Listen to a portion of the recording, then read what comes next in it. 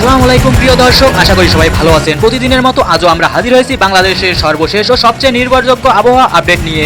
আজ 30 জুলাই বুধবার। গতকাল সন্ধ্যার পর থেকেই বাংলাদেশ জুড়ে যে ভারী বর্ষণের শুরু তা আজ আরো বিস্তার লাভ করতে যাচ্ছে। নিম্নচাপ এখন গভীর নিম্নচাপের রূপ নিচ্ছে আর নদ নদীগুলো ফুলে উঠছে দক্ষিণাঞ্চলে। কোথাও ফসলের ক্ষতি, কোথাও সড়ক গোলযোগ বিচ্ছিন্ন। আজকের ভিডিওতে আমরা দেখব বাংলাদেশের প্রতিটি অঞ্চলের বর্তমান আবহাওয়া পরিস্থিতি এবং সম্ভাব্য ঝুঁকির তথ্য। আপনি বাংলাদেশের কোন জেলা থেকে এই ভিডিওটি দেখছেন নিচে কমেন্ট করে জানিয়ে দিন, কারণ আজকের পূর্বাভাস আপনার এলাকাকেও সরাসরি প্রভাবিত করতে পারে। বঙ্গোপসাগরের উপকূল ঘেঁষে অবস্থানরত নিম্নচাপটি এখনো শক্তিশালী অবস্থানে আছে। এটি ধীরে ধীরে পশ্চিমবঙ্গ উপকূল হয়ে রাজশাহী ও রংপুর অঞ্চলের দিকে অগ্রসর হচ্ছে। ফলে দেশের দক্ষিণ পূর্ব ও মধ্যাঞ্চলে বৃষ্টির পরিমাণ অস্বাভাবিক রকম বেড়ে গিয়েছে। সক্রিয় মৌসুমী বায়ুর সঙ্গে নিম্নচাপের সংযোগে দেশের উত্তরাঞ্চলেও শুরু হয়েছে গুড়ি গুড়ি বৃষ্টি। বঙ্গোপসাগর থেকে ব্যাপক আকারে জলীয় বাষ্প প্রবাহিত হচ্ছে উত্তর ও উত্তর পূর্বাঞ্চলে।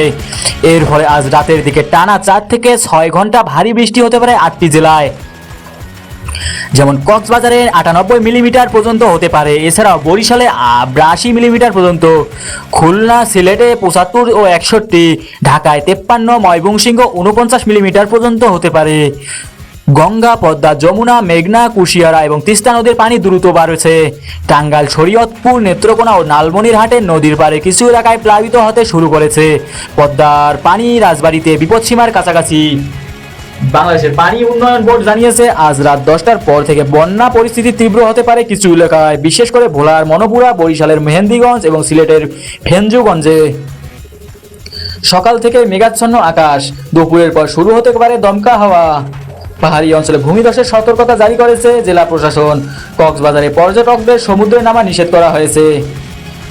চট্টগ্রাম বিভাগে সকালে হালকা রোদ উঠলেও দুপুরের 2টার পর থেকে রাস্তায় শুরু হতে পারে জলাবদ্ধতা। মিরপুর, শ্যামলী, মোহাম্মদপুর, গুলশান এলাকায় নালা উপচে পড়তে শুরু করেছে। রাজধানীর কয়েকটি স্কুল ও অফিস ছুটি ঘোষণা করা হয়েছে। এছাড়াও খুলনা বিভাগ বৃষ্টির চাপ এতটাই বেশি যে অনেক এলাকায় চিংড়ি ঘের তলিয়ে গেছে। মংলা বন্দরে 4 নম্বর সংকেত বাহাল রয়েছে। সাতক্ষীরায় ধানক্ষেত প্লাবিত হয়েছে অন্তত 30%। ঝড়ো হওয়ার সঙ্গে অতি ভারী বৃষ্টিপাত অব্যাহত রয়েছে। পিরোজপুর ও ভোলার অনেক রাস্তায় যান চলাচল বন্ধ রয়েছে। বরগুনার আমতলীতে 3টি পরিবার ঘর হারিয়েছে বলে স্থানীয় প্রশাসন জানিয়েছেন। ভারতের মেঘালয় ও আসামে অতি বৃষ্টি হওয়ায় ঢল নামছে। কুশিয়ারা ও সুরমা নদীর পানি হু হু করে বাড়ছে। জকিগঞ্জ ও গোয়াইনঘাটের নিচু এলাকায় প্লাবনের শঙ্কা রয়েছে। কৃষি জমিতে পানি জমে গেছে। জামালপুরে কিছু বাঁধে চির ধরছে বলে জানিয়েছেন স্থানীয় ইউপি চেয়ারম্যান। বজ্রপাতের আশঙ্কা আছে রাত 10টার পর। ঠাকুরগাঁও ও দিনাজপুরে হালকা থেকে মাঝারি বৃষ্টিপাত হবে আজ বিকেলে। গরম কিছুটা কমবে, তবে তিস্তা নদীর পানি বেড়েই চলছে। রাজশাহীতে গরমের পরিপ্রেক্ষিতে চাষাবাদ কিছুটা বাধাগ্রস্ত হলেও রাতে হালকা বৃষ্টি হতে পারে। যেসব এলাকায় আজ রাত 9টার পর থেকে ভারী বৃষ্টিপাত হতে পারে: কক্সবাজার, চট্টগ্রাম, বরিশাল, ময়মনসিংহ, সিলেট, গাজীপুর, নারায়ণগঞ্জ ও খুলনা। এছাড়াও বজ্রপাতের সতর্কতা রয়েছে ফরিদপুর, টাঙ্গাইল, নেত্রকোনা, কিশোরগঞ্জ ও ব্রাহ্মণবাড়িয়ায়। বাংলাদেশের আবহাওয়া অধিদপ্তর জানিয়েছেন আগামী 48 ঘন্টায় দেশের মধ্যভাগে একটি নতুন লঘুচাপ সৃষ্টি হতে পারে। উপকূল অঞ্চলে সর্বোচ্চ সতর্কতা রাখা হচ্ছে আগামীকাল সকাল পর্যন্ত। আজকের ভিডিওটি যদি আপনার জেলায় বাস্তব অবস্থার সঙ্গে মিলে যায় কমেন্ট করে জানিয়ে দিন।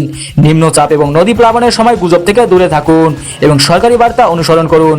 মৎস্যজীবীরা যেন সাগরে না যান এবং পাহাড়ি অঞ্চলে যারা থাকেন তারা নিরাপদ স্থানে চলে যান। আপনার জেলার জন্য আজকের আপডেট যদি গুরুত্বপূর্ণ মনে হয় ভিডিওটি শেয়ার করুন আপনার এলাকার ফেসবুক গ্রুপে। আর প্রতিদিনের আবহাওয়ার সতর্ক বার্তা পেতে বাংলা ওয়েদার হাবে সাবস্ক্রাইব করুন। কাল আবার দেখা হবে নতুন আপডেটে। নিরাপদে থাকুন।